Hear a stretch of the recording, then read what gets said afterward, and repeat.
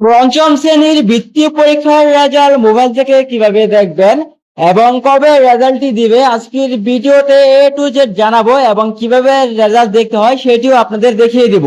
14 জুনের খবর অনুযায়ী আগামী 7 কার্য দিবসের মধ্যেই রেজাল্টটি প্রকাশ হওয়ার কথা।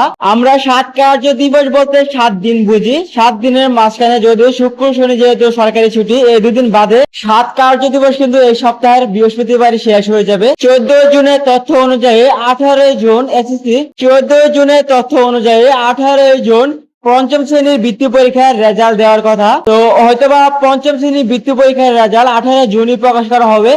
যারা মোবাইল থেকে রেজাল্ট দেখতে চাচ্ছেন, কিভাবে রেজাল্ট দেখবেন তার জন্য প্রথমে আপনার মোবাইল থেকে যে কোনো একটি ব্রাউজার ওপেন করে দিবেন। তো ব্রাউজার ওপেন করে এখান থেকে সার্চ বার দেখতে পাবেন, এখান থেকে সার্চ করে দিবেন IPEMIS IP means DP gov BD scholarship result লিখে সার্চ করে দেওয়ার সাথে সাথে আপনার সামনে এরকম একটি ওয়েবসাইট চলে আসবে। প্রথমে আপনি এখান থেকে দেখতে পারবেন প্রাথমিক শিক্ষা অধিদপ্তরের একটি ওয়েবসাইট, প্রাথমিক বৃত্তি পরীক্ষার রেজাল্ট এই ওয়েবসাইটের মাধ্যমে দেখতে পারবেন। সো রেজাল্ট দেখার জন্য প্রথমে আপনি এই ওয়েবসাইটে ক্লিক করে দিবেন। ক্লিক করে দেওয়ার সাথে সাথে আপনার সামনে এরকম একটি পেজ চলে আসবে। এরকম পেজ থেকে আপনি নিচ দিকে চলে যাবেন। নিচ দিকে যাওয়ার পর এখান থেকে এক্সামিনেশন টাইটেল দেখতে পারবেন, রোল নাম্বার দেখতে পারবেন এবং একটি ক্যাপচার দেখতে পারবেন।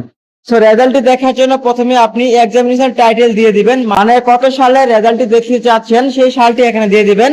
দেন তারপর এখান থেকে রোল নাম্বার দিয়ে দিবেন। আপনার পরীক্ষার সময় যে রোল নাম্বার ব্যবহার করে পরীক্ষা দিয়েছেন সেই রোল নাম্বারটি এখানে লিখে দিবেন। দেন একটি ক্যাপচার আছে, ক্যাপচারটি হুবহু নিচের খালি বক্সে লিখে দিবেন।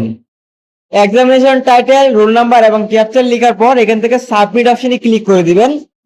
সাবমিট অপশনে ক্লিক করে দেওয়ার সাথে সাথে আপনি পঞ্চম শ্রেণীর বৃত্তি পরীক্ষার রেজাল্ট মার্কশিট সহ দেখতে পারবেন।